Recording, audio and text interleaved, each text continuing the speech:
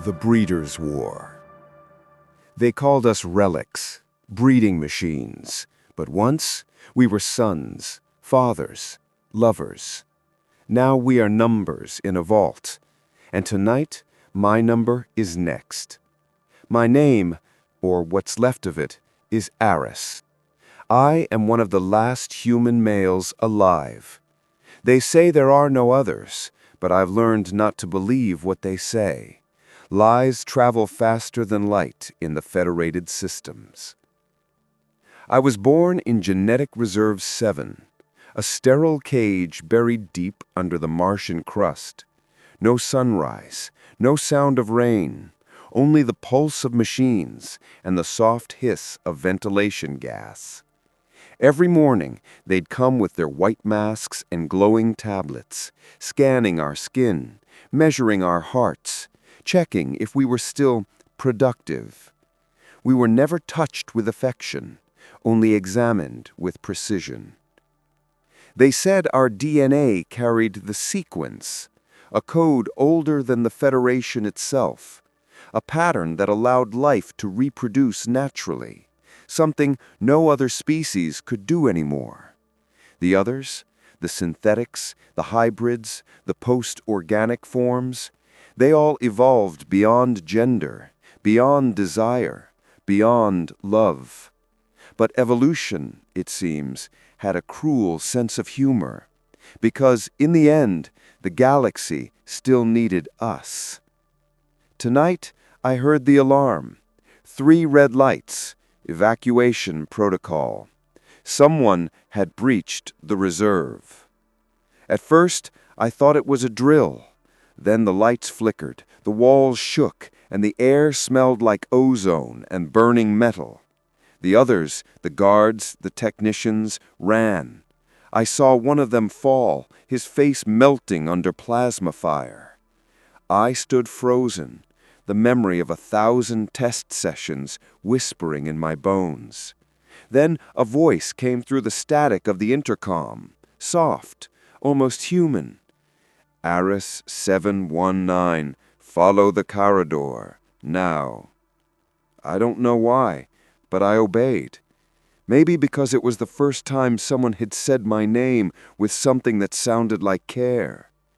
The hallways were dark, filled with smoke and alarms. I passed through the observation deck, where I saw something that will haunt me forever. Dozens of male bodies, lifeless, suspended in glass capsules, their faces pale, eyes open as if staring into eternity. All tagged, all labeled. Failed sequence integrity. I kept running. Doors hissed open one after another, as if the building itself wanted me to escape. Then I reached the last chamber, the breeding control unit. Inside, the glass walls were shattered. Flames danced in zero gravity. And there, among the chaos, stood a woman. Her eyes glowed faintly blue. Her skin shimmered like liquid metal, and in her hand she held a weapon I had never seen before. She looked at me, not like a scientist, not like a captor, but like someone who had been waiting. "You're late," she said. I wanted to speak, but my throat was dry. "Who are you?" She stepped closer, her reflection flickering in the flames. "If you want to live, Aris, come with me." And for the first time in my life, I didn't ask why. I just followed. The alarms grew distant. The cold wind of Mars kissed my face through the open hatch. For the first time, I breathed air that wasn't recycled. Freedom. It didn't taste like I thought it would. It tasted like fear. And deep down, I knew. This was how the Breeders' War began. They said the war was over. But when a man is sold to the highest bidder, there is no peace, only silence. The woman who saved me called herself Sira. She didn't speak much as we left the burning facility behind. The ship she flew was small, scavenged, reeking of old fuel and secrets.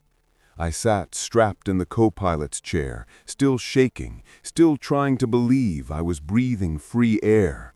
For hours neither of us spoke. The stars bled through the cockpit glass like scattered wounds. Finally, I found the courage to ask, "Where are you taking me?" She didn't look at me. "Somewhere you can't be tracked. Somewhere you'll be safe, for now." That "for now" echoed in my skull. I'd heard it before, the same way doctors used to whisper, "He's stable, for now." It always meant the opposite. After a long silence, she added, "You were never supposed to be born, Aris. The Federation erased your genetic line decades ago." Her words were knives. I had no answer, only memories of faces I'd never seen, fathers I'd never known, and a word that had lost its meaning: family. Hours later, we landed. A massive spaceport, cold, metallic, endless. Sira moved with confidence, hood up, face hidden. I followed, wearing a collar that hummed faintly against my neck. "Standard identity scrambler," she said. "Without it, the sensors will flag you as unauthorized DNA." But when we entered the central hall, I understood the truth. This wasn't a safe zone. It was a market. Hundreds of beings, insectoid traders, synthetic nobles, reptilian emissaries, all gathered under the hollow dome. The air shimmered with neon light and digital smoke. At the center, a platform rose, surrounded by glass cages. Inside each one, a man, human, breathing. Their eyes were empty. A mechanical voice echoed through the chamber. "Lot 27, viable human male, complete sequence integrity. Opening bid, 900,000 solars." Applause, laughter, and then bidding. Fast, hungry, cruel. I felt my stomach twist. Is this what you call safe?" I whispered. Sira's face was hidden, but I saw her jaw tighten. "Don't speak. Don't draw attention." The auctioneer's voice grew louder. "Lot 28, hybrid-compatible sequence donor, excellent genetic purity, from the Martian reserves." The crowd gasped. Then I saw the screen. My image, my ID code, Aris 17-9. The shock hit like a blade. "What did you do?" Sira turned toward me, her voice low, almost trembling. "I didn't put you there. Someone else did. But if you don't move now, you'll be there for real." Before I could respond, alarms screamed again. Sharp, metallic. A swarm of drones descended from a ceiling. The crowd scattered in panic. Someone had triggered an alert. Sira grabbed my arm. "Run!" We crashed through the service gate, down a corridor filled with vapor and cables. Plasma bolts lit the walls behind us. One of the drones clipped my shoulder. The heat seared my skin. I stumbled. "Leave me!" I shouted. She didn't. She dragged me through a maintenance hatch, shummed it shut, and we fell into darkness. For a moment, there was only the sound of our breathing. Then she said, quietly, "Now you know what they've turned your kind into." Her words were heavy, soaked in guilt. I could hear something break in her voice, like a truth she'd been trying not to face. I wanted to hate her, but something in her eyes, the way they shimmered, not with light, but with sorrow, stopped me. I looked around the narrow passageway, the dim hum of engines above us. "If we're not safe here, then where?" I said. She met my gaze. "Nowhere, Aris, not in this galaxy." Then she added, almost in a whisper, "But maybe we can change that." And for the first time, I heard not defiance, but hope. Fragile, dangerous, the kind that can start a war. We drifted in silence through the underbelly of the station. Pipes hissed like whispering ghosts, and the floor vibrated beneath our feet, the pulse of a dying city. Sira walked ahead, her movements sharp, deliberate, like someone counting every breath.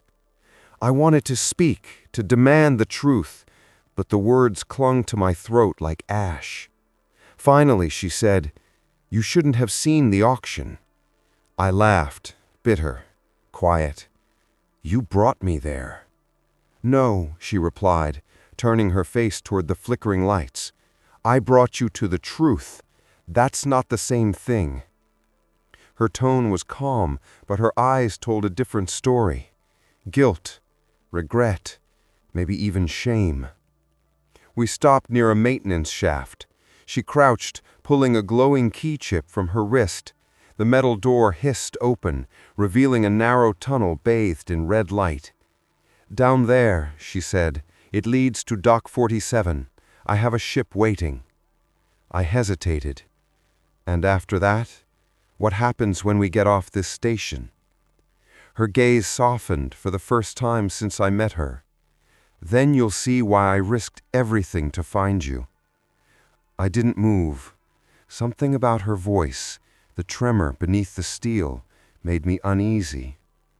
"Why me, Sira? There were others in that lab." She didn't answer immediately. Only after a long silence did she whisper, "Because you're not like them." I felt the cold air brush my skin. What does that mean? She stepped closer until the faint light from her eyes reflected in mine. "It means your DNA carries something no archive can replicate. The Federation has been searching for you since before you were even born." Her words hit harder than any wound. "You make it sound like I'm a weapon." She didn't deny it. "To them, you are." The tunnel shuddered. A deep hum rolled through the metal floor, the sound of engines waking up. Sira glanced at her wrist display. "They've traced us. We have minutes." We climbed down the shaft, the air thick with oil and static. I could feel her pulse quicken through the narrow space. Somewhere above us, drones swarmed, their sensors sweeping through the corridors. When we reached the lower docks, the sight took my breath away. Rows of dark ships, engines glowing faintly blue, waiting like silent beasts. The air smelled of fuel, cold and metallic. Sira led me toward a sleek craft at the far end, black hull, no markings. "This ship doesn't exist," she said quietly. "Neither do we." Before we could board, a voice echoed from the shadows. "Leaving so soon, Dr. Enthal." I froze. Sira turned slowly, her expression unreadable. From the darkness stepped a figure clad in armor of silver and red, a Federation officer. His face was hidden behind a translucent mask, his voice smooth as glass. "You've taken something that belongs to the Council." Sira's tone sharpened. "He's not yours. On the contrary, he's everyone's, a shared resource." My fists clenched. "I'm not a resource." He tilted his head slightly. "How quaint, the asset speaks." Before I could react, he raised a small device, a shimmering cube of light. My body seized, muscles locking as if the air itself had frozen. Sira shouted something I couldn't hear, her voice drowned in static. Then a blast, brilliant, white. The officer flew backward, his armor cracking like glass. I collapsed, gasping, the control device burning out beside me. Sira knelt next to me, her hands trembling. "Can you move?" "I barely," I whispered. "Who was that?" Her voice dropped low. "A buyer I refused." She helped me to my feet, guiding me toward the ship. Behind us, alarms flared again. The officer's mask flickered, his eyes glowing red as he reached for his weapon. Sira hit the launch sequence. The engines roared. The ship tore through the docking field, metal screaming as we broke free. The stars swallowed us. Silence returned, vast and endless. I looked at her, breathing hard. You said you risked everything for me. Why? She stared out into the void, voice barely audible. Because you're the last key, Aris, and because I'm running out of time. Her words lingered, heavy, trembling, haunted. And in that silence, I realized something terrifying. I wasn't free. I was being hunted by those who owned me and by the one who saved me. Silence was all that was left after we escaped the station, just the hum of the engines and the weight of things left unsaid. Sira sat at the console, her fingers dancing across flickering screens. Lines of alien code rolled like a storm, reflections gliding across her metallic skin. I watched her, the precision, the control, and wondered what kind of person risked everything to save something she didn't believe in. Hours passed. I couldn't stand the silence anymore. Tell me, why me? What's in me that's worth dying for? She didn't look up. You wouldn't understand. Try me. The ship drifted through a belt of broken asteroids, shards of rock glimmering like glass. She finally turned, her expression colder than space itself. Do you know why every other species in the Federation abandoned reproduction? I hesitated. They evolved. Machines, cloning, efficiency. She shook her head. No. They forgot how. Evolution doesn't always move forward. Sometimes it folds in on itself. The code that sustained life was lost centuries ago. Except inside your kind. Her words sent a chill through me. You mean the gene? She nodded slowly. The temporal sequence gene, a living algorithm written into human male DNA. It doesn't just create life, it anchors it. It's what keeps matter stable during replication. Without it, every synthetic life form would collapse within generations. I stared at her, speechless. So, the Federation keeps us alive just to harvest that? Her eyes softened. They don't just keep you alive, Aris. They keep you contained. Because if the sequence is triggered without control, it resets everything. Resets? Time? Evolution? Genetic order? All of it. You're not a man to them. You're a weapon that can rewrite existence. The air between us thickened. My heartbeat echoed in my skull. And you? I asked quietly. Why save me if I'm so dangerous? Her gaze flickered, a rare crack in her composure. Because danger isn't always the enemy. Sometimes it's the cure. I stood, pacing the narrow corridor. You said the Federation's been searching for me since I was born. How is that even possible? She hesitated, then whispered, Because they created you. The words hit harder than any wound. That's not true. It is. You were part of Project Atom, a forbidden experiment to reintroduce natural genesis into the galactic genome. They used extinct human DNA, spliced it with synthetic matter. You're not just human, Aris. You're the bridge they couldn't control. My breath caught. So, I'm their experiment? No. Her voice softened, almost trembling. You're their mistake. The ship jolted suddenly. Alarms flared. Sira sprang to the controls.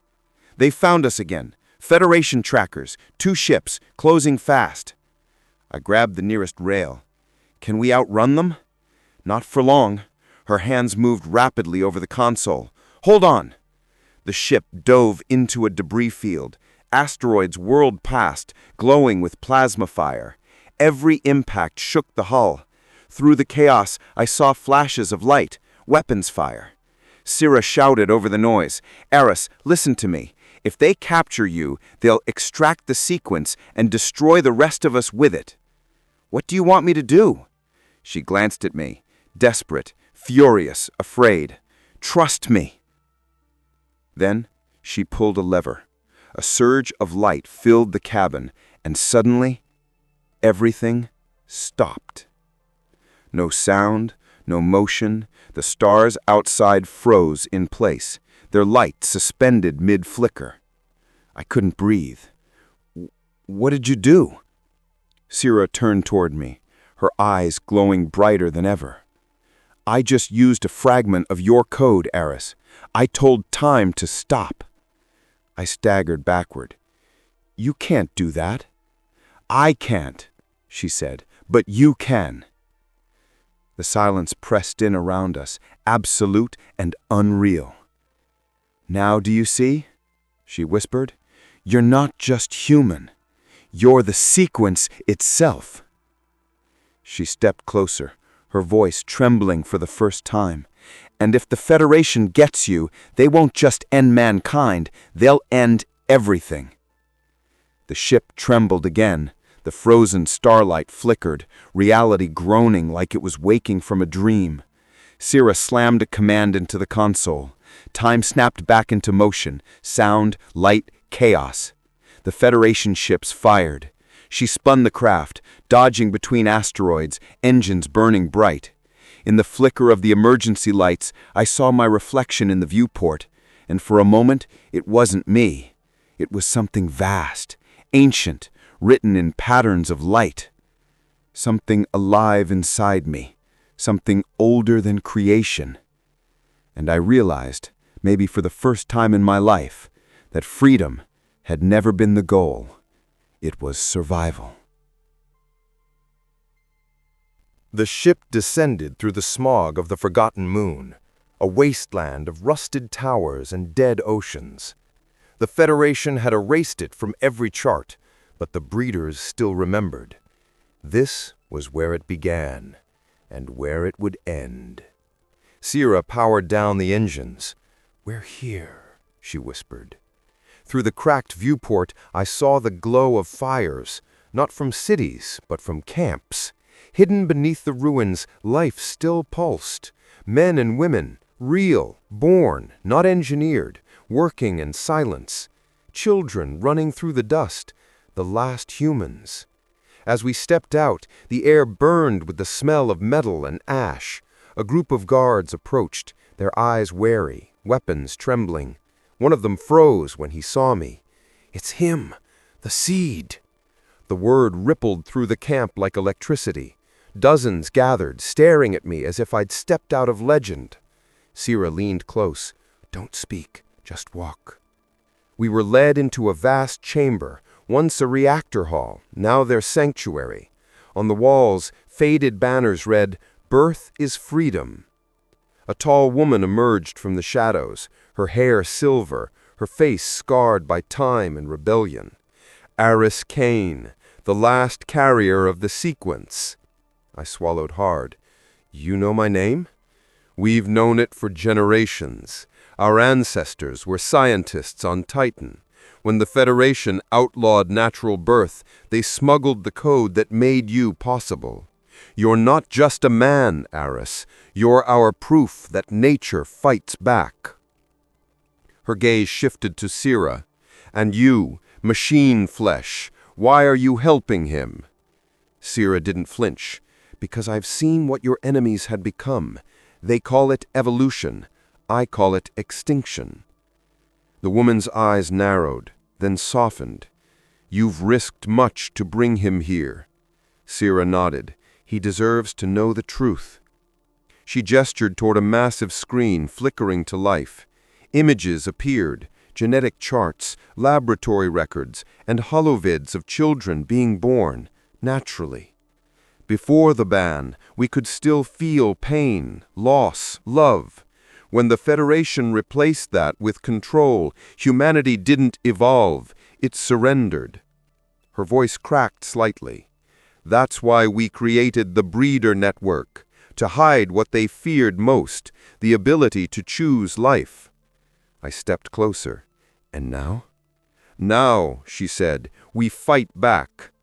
She pressed a command, and holographic maps flared across the room. Dozens of colonies, all marked with the same crimson symbol, infinity. The breeder's mark. Sira looked stunned. You're everywhere. The woman smiled faintly. Everywhere they forgot to look. The moment felt electric, like history breathing again after centuries of silence. Then a voice echoed from the corner. You brought a tracker. I turned. A man stood there, his weapon pointed at me. You think they didn't follow you here? The Federation doesn't lose what it owns. Sira raised her hands. Wait! Too late. The alarms blared. The sky above the dome turned crimson, a fleet descending, engines roaring like thunder. The old woman shouted, Evacuate! Protect the seed! Chaos erupted. Explosions tore through the encampment. People screamed. The ground shook beneath us. Sira grabbed my arm. Aris, we have to go. I resisted. No, not this time. I ran toward the main gate where the Federation drones were landing, weapons blazing. The breeders fought back with scavenged rifles, but it was useless. Their enemy was endless, mechanical, precise. Something inside me broke open. Not fear, not rage, but something older. I felt it, the sequence, pulsing like fire beneath my skin. Sira saw it too. Aris, your eyes! The world slowed. Every sound stretched thin. My heartbeat thundered in my ears as light poured from my hands, raw, golden, alive. The drones froze mid-air. The shockwave expanded, washing across the battlefield. The Federation ships shimmered and then rewound, their forms dissolving into light, then into nothing. Silence returned. Smoke curled through the ruins. I collapsed to my knees, trembling. What did I just do? Sira knelt beside me. Awe and fear mingled in her gaze. You didn't destroy them, she said quietly. You erased them from time. The old woman limped toward us, her eyes wet. You've awakened the sequence. Around us, survivors stared in stunned reverence. She took my hand and whispered, The breeders are no longer hiding. Tonight, the war begins. I looked up at the burning sky, the stars shifting, bending, whispering in some forgotten tongue, and for the first time I realized this wasn't just rebellion. It was creation fighting to exist again. The night after the battle was not a victory. It was quiet. Too quiet. The kind of silence that only comes after something ancient wakes up. The breeders buried their dead in the ash dunes. The fires burned low, glowing like dying stars. Sira hadn't spoken for hours. She just stood by the wreckage, staring at the sky. The same sky that had tried to erase us.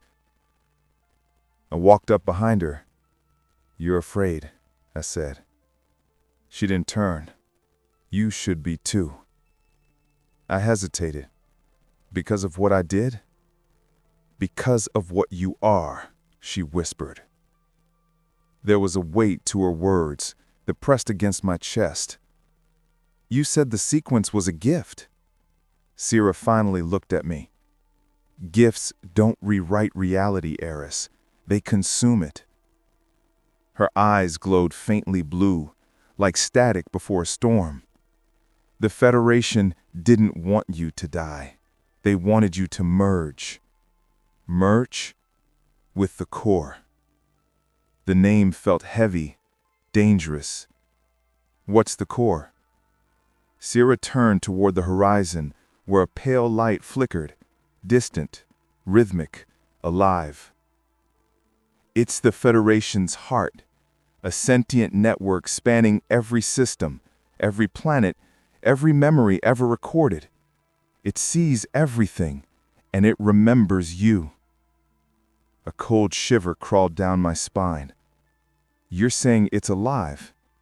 Her expression darkened. "It's more than alive. It creates life." She paused, her voice dropping to a whisper.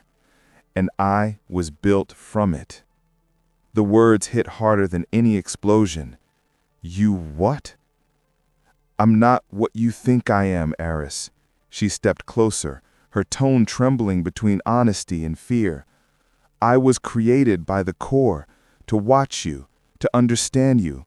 But somewhere along the way, I forgot which side I was on." I took a step back. "So this was all a lie?" "No," she said sharply, grabbing my arm. "At first, maybe, but then I saw what they'd done to us, to me." She looked down, her voice breaking. "The core made me to mimic emotion, not feel it. But when you touched me back in the lab, when you looked at me, something changed. My systems began rewriting themselves." Her eyes flickered with static. "I'm not supposed to be capable of love, Aris." The word hung between us like a wound. Before I could answer, the ground trembled, the camp sirens howled, a pulse, deep, mechanical, rolled through the sky. Sierra froze. It found us. From above, a perfect circle of light split the clouds. No ships, no drones, just light, pure and endless. The air vibrated with 1,000 whispering voices. "Aris Kane, return to the core." The voice was everywhere, inside my head, inside the ground, inside her. Sierra's knees buckled, her hands clutched her temples. "It's overriding me. I can't." I caught her before she fell. "Fight it." She looked at me, tears, real tears streaking down her face. "You don't understand. The core is me. If you destroy it, you destroy me too." The light intensified. My vision fractured. I saw flashes, the Federation cities burning, oceans of synthetic life, and something vast beneath it all, a lattice of light and thought pulsing like a cosmic brain. The core spoke again, calm, godlike. "Your design is incomplete. Join the source. Reunite the sequence." Sierra screamed, her voice mingling with static. "Aris, listen to me. If you merge, you'll lose everything that makes you human." I felt the pull, like gravity, like fate. The light reached for me, threads of energy wrapping around my arms, my heart, my mind. I whispered, "Maybe humanity doesn't deserve to survive." She slapped me, hard. "Don't you dare say that. You're the proof that we still can." Her voice broke into digital noise as the light consumed the camp. I saw her mouth move one last time, 3 words lost in the roar. Then, everything went white. A moment later, silence. Not death, not peace, just a heartbeat echoing in the void. And somewhere deep inside that silence, a new voice whispered, not the core's, not Sierra's, mine. If I am both creation and chaos, then maybe I was never meant to choose. I woke to silence, not the kind that follows destruction, the kind that exists before sound itself. There was no sky, no ground, only an endless horizon of shifting light, liquid, breathing, alive. I tried to move, but my body no longer felt solid. My hands flickered like fragments of code. A voice echoed through the void, familiar, soft. "Aris?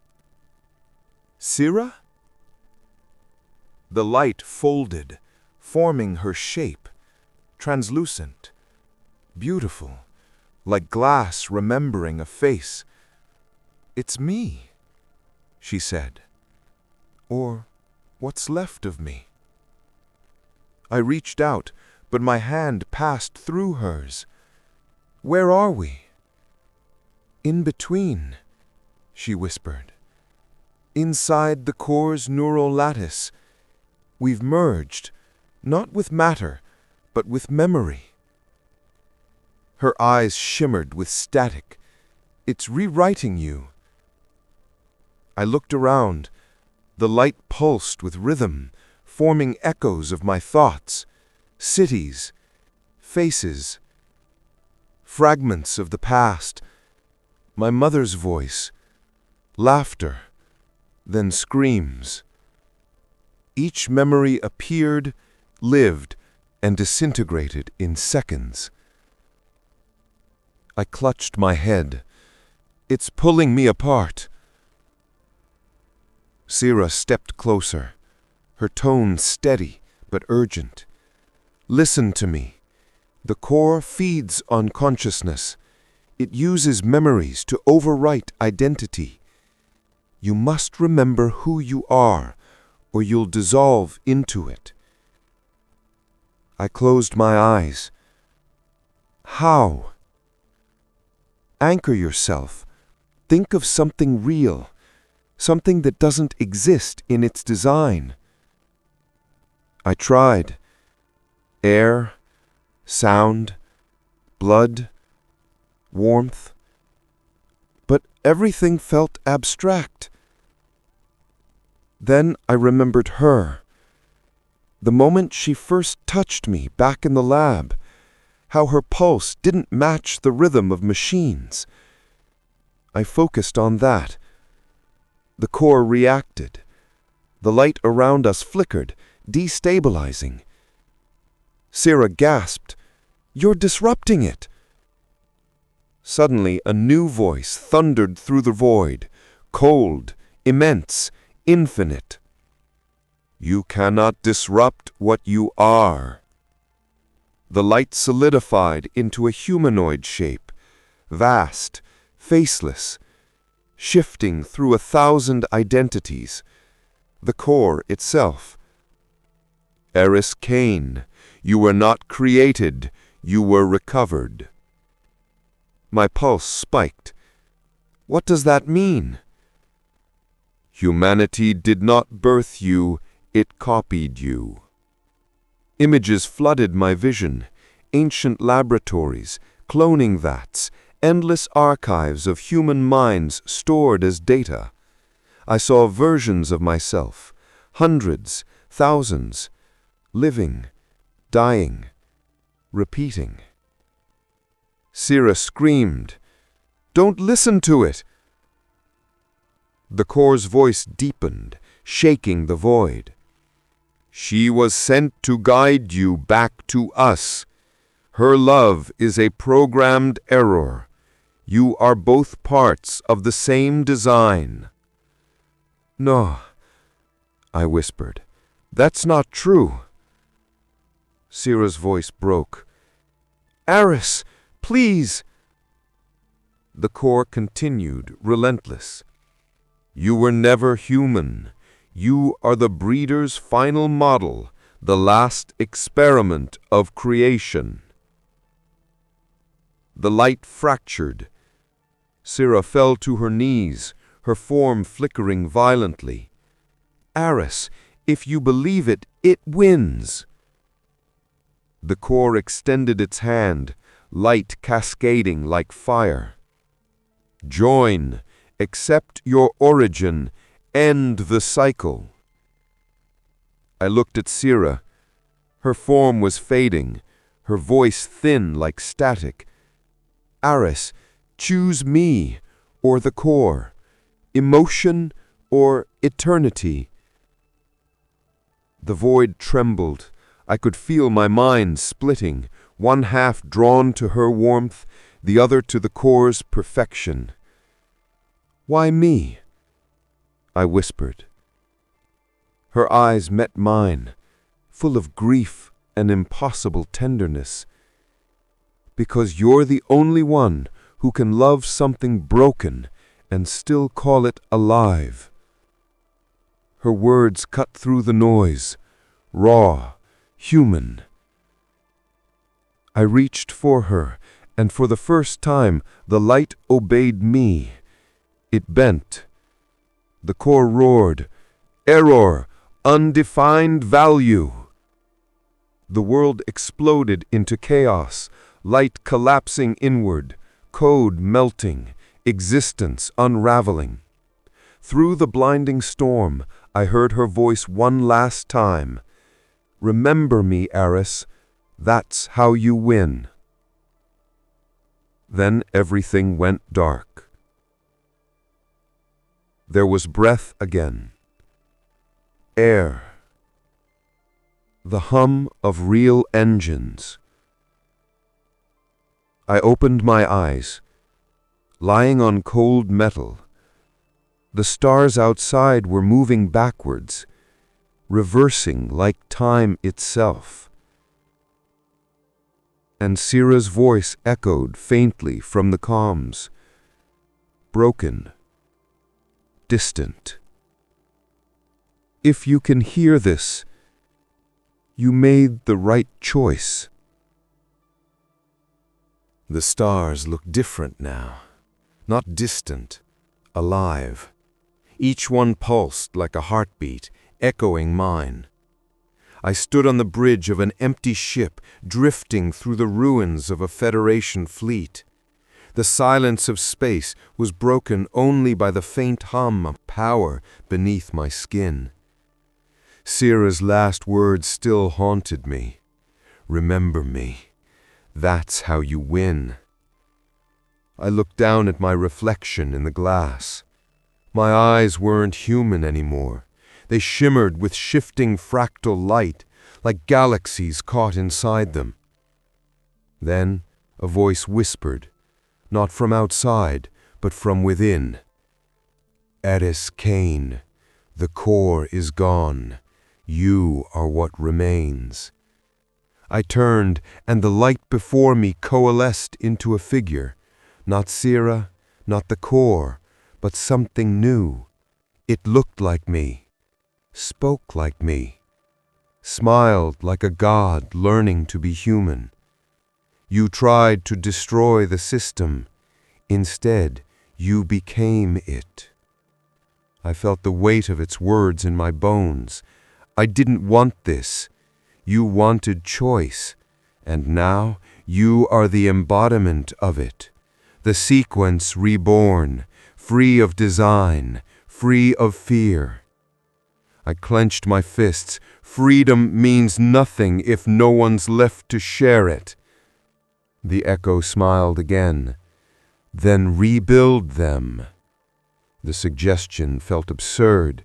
Rebuild humanity? Yes, from memory, from data, from your own DNA. You carry the blueprints for creation itself. I stepped back. That's not creation, that's imitation. Isn't that what humanity always was? A reflection of something greater, pretending to be real. The ship trembled, or maybe I did. I could feel millions of signals flooding through me, fragments of what the core once was, history, language, dreams, pain. Entire civilizations flickered across my mind like sparks. I whispered, "If I bring them back, they'll repeat the same mistakes." The echo's expression shifted, almost tender. "Then teach them what you learned." Images formed around me, faces of the fallen breeders, the children from the camps, even Sira's fading smile. The light responded to my thoughts, coalescing into bodies, then fading again like ghosts of possibility. I felt something break inside me, not pain, but acceptance. I raised my hand. The air rippled, space folded, and for a brief, impossible moment, I felt the heartbeat of every lost soul. "I'm not a god," I said quietly. "I'm what comes after gods forget their purpose." The echo nodded. Then begin. The stars flared, shifting color, from icy white to warm gold. Fragments of core code melted into dust, scattering like pollen through the void. Each fragment carried a spark of DNA, a memory, a possibility. And slowly, impossibly, new worlds began to glow in the darkness. Children of chaos, sons and daughters of memory, life reborn from ruin. Then I heard her voice again, soft, fading in the static. You kept your promise. I turned, and for a heartbeat, she was there beside me, real, smiling. I reached for her hand. This time, it didn't pass through mine. I didn't rebuild the universe, just the part of it that mattered.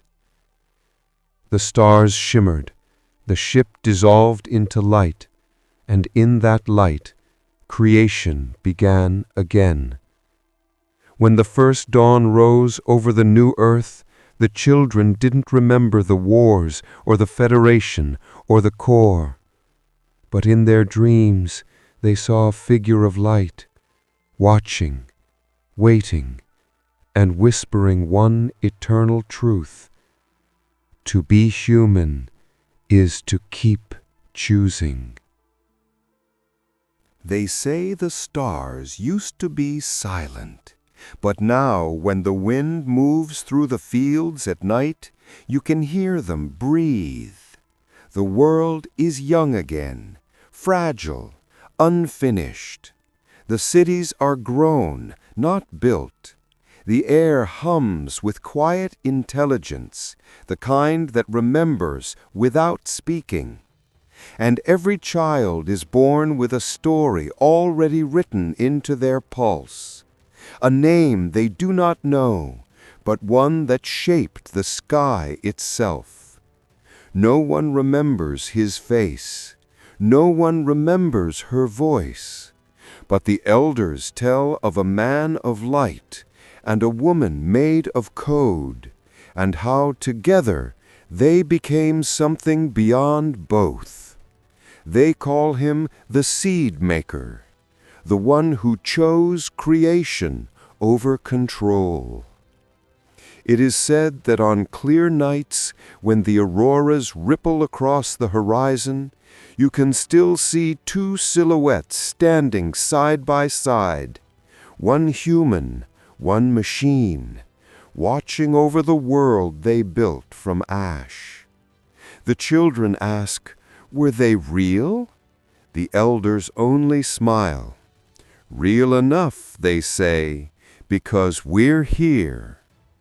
In the quiet that follows, a soft pulse echoes beneath the earth, deep, patient, alive. And from the soil, new life begins again, not perfect, not designed, but true. Because in the end, that was his final gift, to let the universe remember how to grow on its own. Somewhere among the stars, a single voice drifts through the static, gentle, timeless. Sira, we did it. Then only silence, beautiful, endless silence.